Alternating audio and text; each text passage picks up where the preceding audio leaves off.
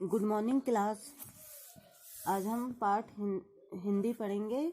पाठ 11, जब सिनेमा ने बोलना सीखा।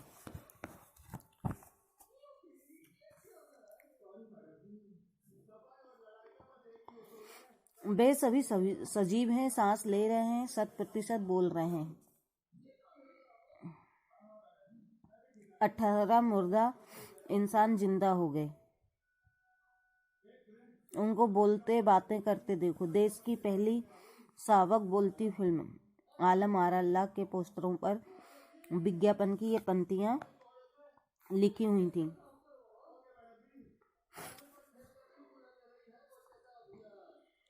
चौदह मार्च 1931 की वह ऐतिहासिक तारीख भारतीय सिनेमा में बड़े बदलाव का दिन था। इसी दिन पहली बार भारत के सिनेमा ने बोलना सीखा था। हालांकि वह दौर ऐसा था जब मूक सिनेमा लोकप्रियता के शिखर पर था। पहली बोलती फिल्म जिस साल प्रदर्शित हुई, इसी साल कई मूक फिल्में भी विभिन्न भाषाओं में बनी, मगर बोलती फिल्मों का नया दौर शुरू हो गया था।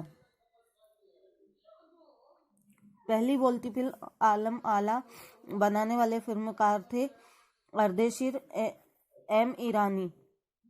अर्देशीर ने 1929 में हॉलीवुड की एक बोलती फिल्म शो बोर्ड देखी और उनके मन में बोलती फिल्म बनाने की इच्छा जागी।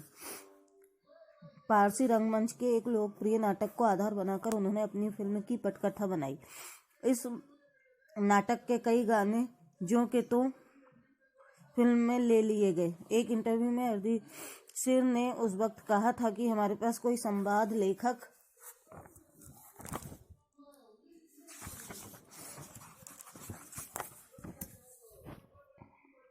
नहीं था, गीतकार नहीं था, संगीतकार नहीं था। इन सब की शुरुआत होनी थी। अर्देशीर ने फिल्म के गानों के लिए स्वयं की धुनें चुनी। फिल्म के संगीत में महज 3 वाद्य तबला, हारमोनियम और वायलिन का इस्तेमाल किया गया। आलम आला में संगीतकार या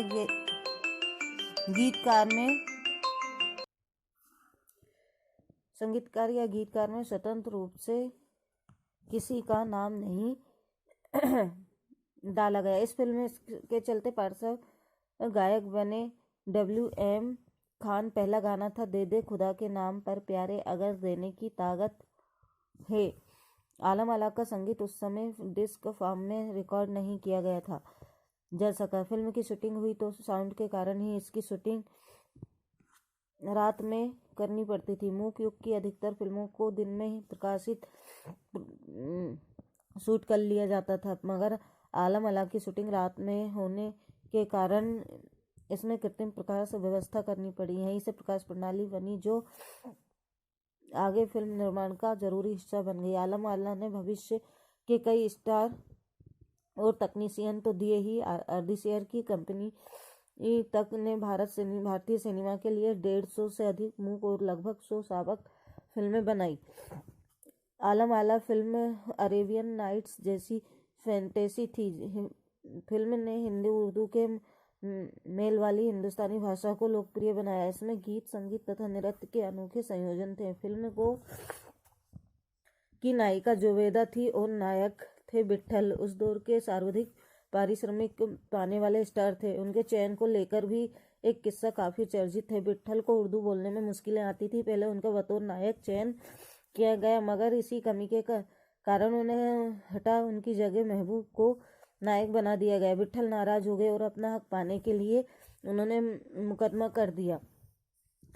उस दौर में उनका मुकदमा मोहम्मद अली जिन्ना ने लड़ा, जो तब के मशहूर वकील हुआ करते थे। विट्ठल मुकदमा जीते और भारत को पहली बोलती फिल्म के नायक बने। उनकी कामयाबी आगे भी जारी रही। मराठी और हिंदी फिल्मों में लंबे समय तक नायक और स्टेटमैन के रूप में सक्रिय रहे। इसके अलावा आलम आला में सोहराब मोदी, पृथ्वीराज कपूर, याबूक और जगदीश सेठी जैसे अभिनेता भी मौजूद थे। आगे चलकर जो फिल्म उद्योग के प्रमुख स्तंभ बने। यह फिल्म 14 मार्च 1931 को मुंबई के मेजेस्टिक सिनेमा में प्रदर्शित हुई।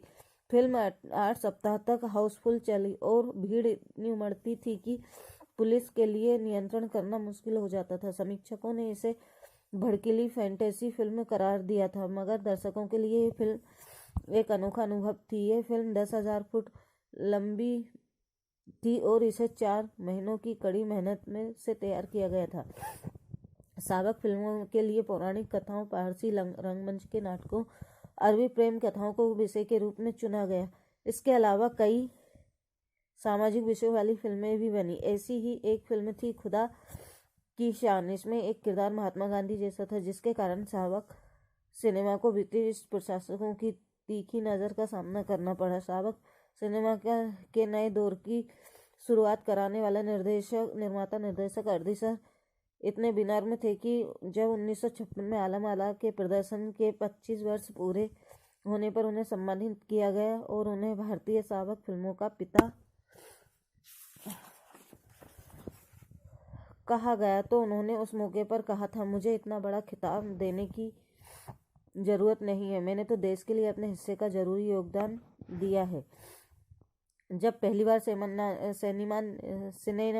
सिनेमा ने बोलना सीख लिया, सिनेमा में काम करने के लिए कई पढ़े लिखे अभिनेता अभिनेत्रियों की ज़रूरत भी शुरू हो गई, क्योंकि अब संवाद भी बोलने थे। सिर्फ अभिनय से काम नहीं चलने वाला था। मुख्य फिल्मों के दौर में तो पहलवान जैसे शरीर वाले, स्टंट कराने वाले और उछल कूद करने वाले अभिनेताओं से काम चल जाया करता था। अब उन्हें संवाद बोलना था और गायन की प्रतिभा की कद्र भी होने लगी थी। इसलिए आलम आला के बाद आरंभिक संवाद दौर भी फिल्मों में कई गायक गायिकाएं बड़े पर्दे पर नजर आने लगे। हिंदी उर्दू भाषाओं का महत्व बढ़ा। सिनेमा में देह और तकनीक की भाषा की जगह जन प्रचलित बोलचाल की भाषाओं का दाखिला हुआ। सिनेमा ज़्यादा ऐसी देसी हुआ। एक तरह की नई आज़ादी थी, जिससे आगे चलकर हमारे दैनिक और सार्वजनिक जीवन का प्रतिबिंब फिल्मों में बेहतर होकर उभरने लगा। अभिनेताओं ने और अभिनेत्रियों की लोकप्रियता का असर उस दौर के दर्शकों पर भी खूब पड़ रहा था। माधुरी नाम की फिल्म में नायिका सुलोचना की हेयर स्टाइल उस दौर में औरतों में लोकप्रिय थी और अपनी केस सज्जा उसी तरह कर रही थी। अर्देशी ईरानी की फिल्मों को भारतीय के अलावा ईरानी कलाकारों ने भी अभिनय किया था। स्वयं आलम आला भारत के अलावा श्रीलंका, बर्मा और पश्चिम एशिया में भी पसंद की गई। भारतीय सिनेमा के जनक फाल्के को सावक सिनेमा के जनक अर्दिसर ईरानी को उपलब्धि को अपनाना ही था, क्योंकि वहाँ के सिनेमा का एक नया युग शुरू हो गया था। इसके क्वेश्चन आंसर। पहला प्रश्न है, जब पहली बोलती फिल्म प्रदर्शित हुई तो उसके पोस्टरों पर कौन कौन से छापे गए, बाकी छापे गए, उस फिल्म में कितने चेहरे थे, स्पष्ट कीजिए। तो ये मैं इनका PDF आपको शेयर कर दूंगी, है ना, तो उससे लिख लेना सारे question answer. Good day all of you.